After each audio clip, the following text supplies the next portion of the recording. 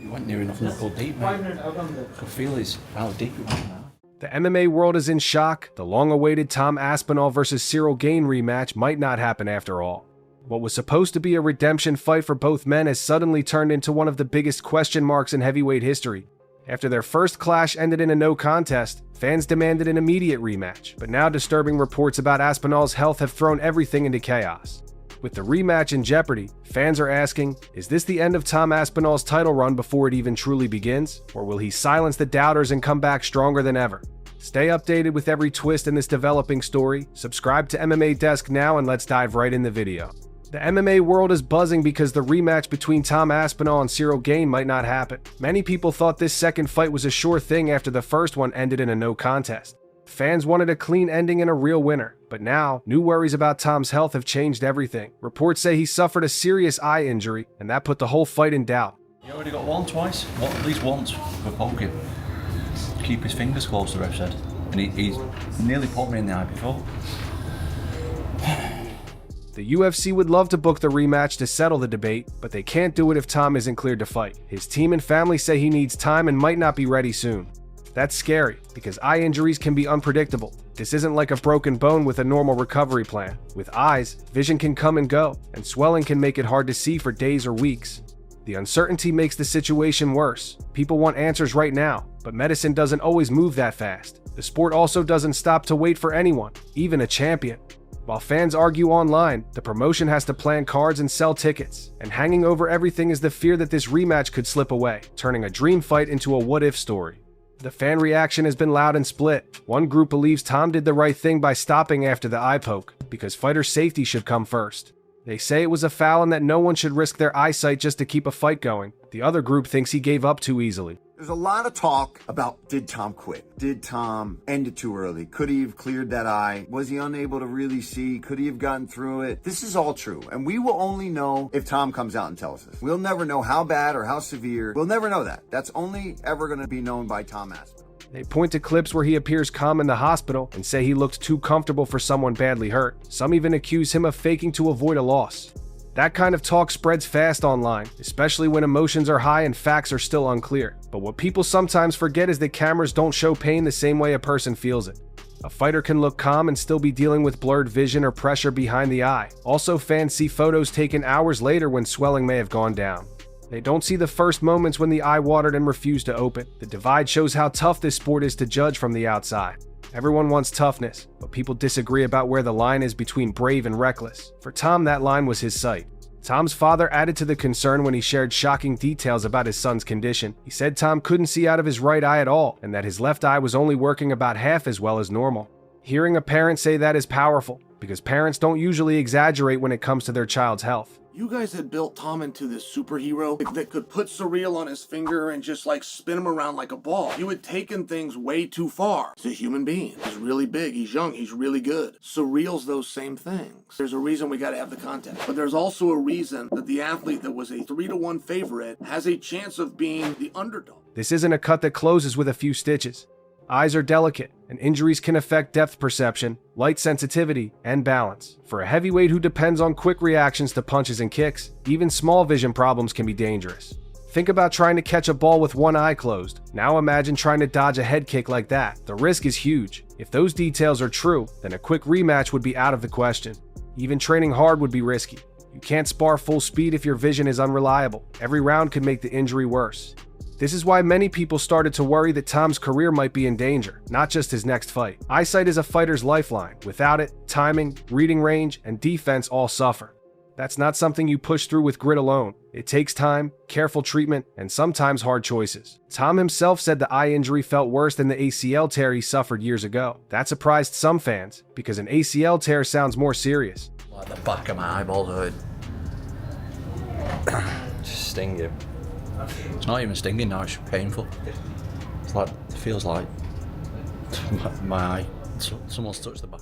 But Tom explained that the knee injury had a clear plan. Surgery, rehab, slow return, and then back to normal. It was painful, yes, but he could trust the process. The eye, though, is different. He said he didn't know what would happen next, and that uncertainty is scary. Imagine waking up not sure if you'll see perfectly again. For a fighter, that doubt can shake your confidence. Every drill, every punch coming your way becomes a question mark. You can't trust your reactions if your vision isn't stable. This makes training frustrating and risky. There's also the emotional side. People online don't see the hours in the doctor's office, the dark rooms, or the headaches from bright lights. They don't feel the panic of trying to open an eye that won't cooperate. Tom's words show that toughness isn't just about pushing forward, it's also about knowing when to protect yourself so you can fight another day. That honesty may not win every fan, but it's the mindset that can save a career. Not everyone gave Tom the benefit of the doubt. Sergey Pavlovich, who knows how hard heavyweight fighting is, suggested that Tom broke down mentally. He said the medical results didn't show a serious injury and that a true fighter would try to continue. Renato Moicano shared a similar idea, calling it a business decision. In his view, Tom could have kept going but chose not to because he was already the champion and didn't want to risk losing the belt. I'm seeing it all online. Tom quit, Tom quit, Tom quit. It got dicey out there for him and he quit. That's what the people are saying. Complete hogwash, complete nonsense. If you just watch it, you will see that those were two nasty, deep eye pokes. You could say that he lost that first round. These comments hit hard because they come from other fighters. They have been inside the cage and know the pressure. Their words also shape public opinion. When fans hear top fighters say Tom should have continued, it strengthens the idea that he quit. But it's worth remembering that every injury is different, and pain tolerance varies from person to person. Some fighters keep going with a broken hand, others can't see straight after an eye poke. The rules also exist for a reason. If an eye poke makes vision unsafe, stopping is allowed. Calling it mental ignores the danger of permanent damage. Still in this sport, harsh judgments are common. Fighters pride themselves on grit, and sometimes that pride turns into doubt about others. The online storm kept growing. People took screenshots of Tom in the hospital and picked apart every detail. Was he smiling? Was he too relaxed? Why wasn't his eye swollen in a certain angle? This kind of armchair detective work often ignores how injuries actually behave. Swelling can change quickly. Lighting in a hospital is bright and can make eyes look normal even when they're blurry. Plus, fighters often try to stay calm for their families and fans. Posting a video doesn't mean you're pain-free. It might just mean you want to control the story before rumors get worse. Tom Aspinall got poked in the eye on both sides, and unfortunately people booed him. But Ciryl Gane to that point was fighting a great first round. Granted, Tom was getting his in too, but it was a good first round. It was competitive, and it looked like we were watching the two best heavyweights in the world. Still, once the he's faking idea spreads, it's hard to stop. People love simple answers. Saying he quit is simpler than accepting that injuries can be messy and unpredictable. The result is a wave of doubt that hurts a fighter's reputation. It also adds pressure for a risky comeback just to prove toughness. That's a dangerous cycle.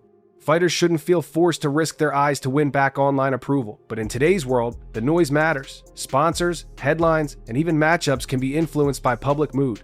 That's why this moment is so tricky for Tom. He has to heal while people question his heart. Jon Jones stirred the pot by trolling the situation. He appeared at a ceremonial event on horseback, with the horse wearing an eye patch. It was a flashy, mocking nod to the whole eye poke drama and a not-so-subtle jab at Tom. Jones knows how to keep the spotlight on himself, and he used humor to get fans talking. Some people laughed and called it clever. Others thought it was disrespectful to make fun of someone dealing with a serious injury. But from a hype point of view, it worked. It added fuel to the fire and kept heavyweights in the headlines. Jones also understands that mind games are part of the sport. If Tom and Jones ever meet, these small jabs could add extra tension. Even if they never fight, Jones shaped the story. He made the eye issue part of a larger rivalry and pushed the conversation toward who is mentally tougher. It's classic fight promotion, where every action becomes a message. For Tom, the best answer would be to return healthy and win big. Until then, jokes and memes keep coming, and the internet keeps score. At the same time, other storylines kept moving. Quentin Rampage Jackson talked about a possible fight between Jon Jones and Alex Pereira. Rampage said Jones wouldn't stand and trade with Pereira, who was a powerful striker. He believed Jones would use his wrestling and grappling to control the fight. He even hinted that if someone like Sean Strickland could take Pereira down, then a wrestler like Jones could probably do it more easily. This opinion made sense to many fans who remember Jones's smart game plans in past fights. Meanwhile, Pereira had his own drama. Joaquin Buckley claimed Pereira turned down a fight back in 2022. Pereira responded by sharing old messages and saying Buckley was the one who backed off. He wrote that of all the fighters who avoided him, Buckley was the first.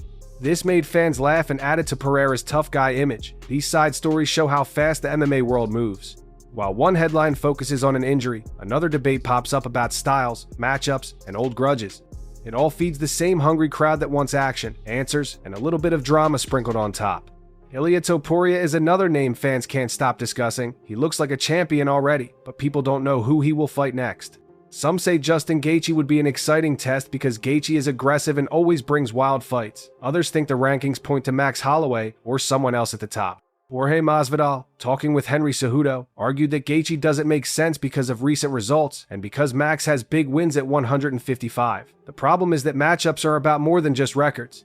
They're also about timing, storylines, and what the UFC can book. Ilia's momentum is strong, so the UFC wants a fight that feels big. Fans want to see if Ilia can handle a pressure fighter with power, or a slick veteran who can expose holes. The mystery keeps people engaged. And while Ilia posts calm photos with his brother and keeps training, the debate grows louder. Whoever gets that fight will bring a different kind of challenge. If it's Gaethje, the danger is obvious. If it's a technical contender like Arman Tsarukyan, the test might be defense, cardio, and patience. Either way, Ilia's next step could define his path toward a new division legacy. Justin Gaethje also opened up about his own style. He said the biggest fair criticism of his game is that he doesn't use his wrestling much, even though he has a strong background in it. He admitted he fell in love with striking because of the thrill and the crowd reaction. He also explained something practical. College matches are 7 minutes, but UFC main events can be 25. Wrestling hard for 5 rounds can drain your energy in a way that striking doesn't, at least for him. He said he's great at stopping takedowns, but using non-stop offense, wrestling might tire him out and leave him open to damage. He doesn't want to gas out early and then get beaten late. That's a simple, honest answer, and it makes sense. Fighting is about choices and trade-offs. Gaethje chooses violence and pressure with his hands and legs, and counts on his wrestling mostly for defense. Fans may wish for more double legs, but the man knows his own engine. His approach has given us some of the most exciting fights in recent years, and his honesty helps people understand why fighters don't always use every tool in their toolbox. There were more moving pieces in the lightweight and bantamweight scenes. Dan Hooker looked forward to his fight with Arman Tsarukyan, calling it the perfect chance to make the rising star look human. He joked that every good moment he has will make Arman look like more of an idiot, since many fans see Arman as a future champion. That kind of talk shows Hooker's confidence and also builds the fight's story. In another division, Jorge Masvidal talked about Umar Nurmagomedov and warned against rushing him into another title shot with Merab Dvalishvili. He said Umar needs more 5-round experience and that going 0-2 inches quick title chances could set him back for years. This is thoughtful advice. Some fighters peak too fast and stumble when they're not fully ready for the pressure and pace of championship rounds. Getting a couple of 5-round main events under the belt can make a big difference. It teaches pacing, focus, and how to adjust mid-fight when things get tough. These comments remind us that careers are marathons, not sprints. The right fight at the right time matters, and even great talents benefit from careful planning. As the MMA world waits for answers, one thing is sure: the heavyweight division won't be the same without Tom Aspinall at his best. For updates on his recovery, future matchups, and all the latest in fight news, subscribe to MMA Desk and stay connected to the heart of the fight game.